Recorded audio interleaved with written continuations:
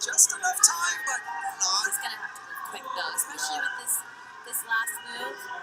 Kenny, one. He has to be very yes, Inside flag! Oh! So what just happened there? Why were the commentators so excited? It wasn't just because he topped the boulder with seconds to spare. It was because he did it using a move that we rarely ever see in climbing. The inside flag.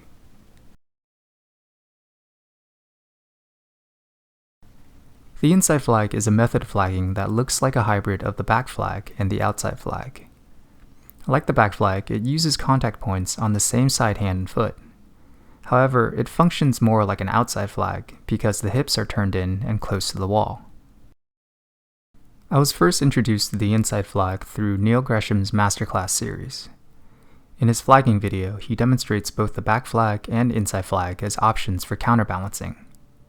Up to this point, I had been climbing for over a year and had never seen or heard of the inside flag.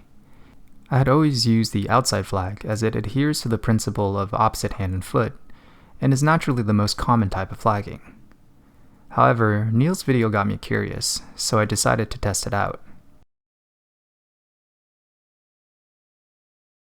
Turns out the inside flag was not easy for me to implement. First, it conflicted with my natural tendency of outside flagging using opposite hand and foot.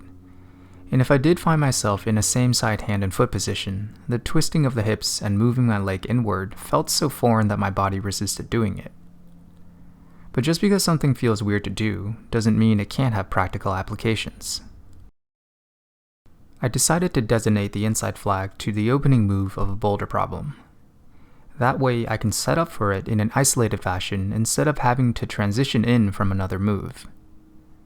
Here's a yellow V6 where the beginning sequence requires you to traverse to the right.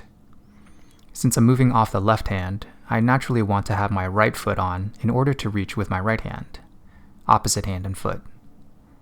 However, doing it this way ties up the right foot from making the next move over to the foothold on the far right, so I'm forced to do a foot swap to free up the right foot. To negate the process of having to do a foot swap, I can start with my left foot on and perform an inside flag. Notice how my hips are in a very similar position as when I use the outside flag, but this time my right foot is free to move to the next hold. Here's another example. This time I'm doing the opening moves on a crimpy V7. The sequence requires me to come in with my right hand, and the most stable way to do so would be in a position of left hand and right foot on. Again, opposite hand and foot.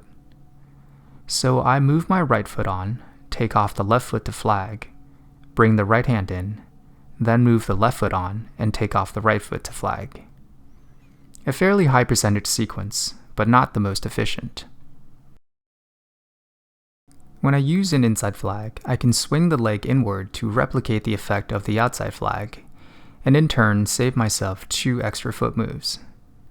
My left foot stays on the foothold it needs to be on, and my right leg repositions itself accordingly. You may think that saving 2 extra foot moves isn't a big deal, but in the long run, every bit of energy saved matters. From my experience, the inside flag is great for situations where you are in a same side hand and foot position and either do not want to or cannot move the foot. With that one foot fixed, the technique allows you to reposition your body to perform additional hand movements.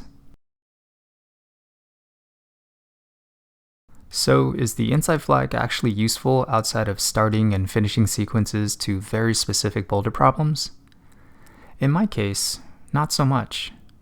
Apart from deliberately looking for situations where I can force the technique, I haven't really found many cases for it to come naturally into my climbing flow. But that doesn't mean it can't. Like all new techniques, you have to get accustomed to doing it consciously so many times that it becomes subconscious. To sum it up nicely, here's a quote from Bruce Lee. "Before I learned the art, a punch was just a punch and a kick just a kick.